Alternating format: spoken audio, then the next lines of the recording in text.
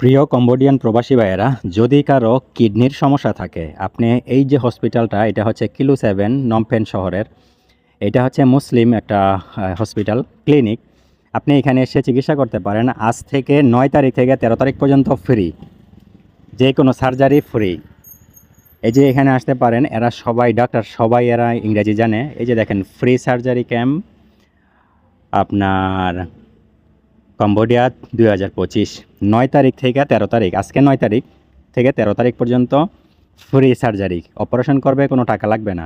এটা মালয়েশিয়ার সহযোগিতায়, এই ক্লিনিক এবং মালয়েশিয়ার সহযোগিতা এটা হচ্ছে।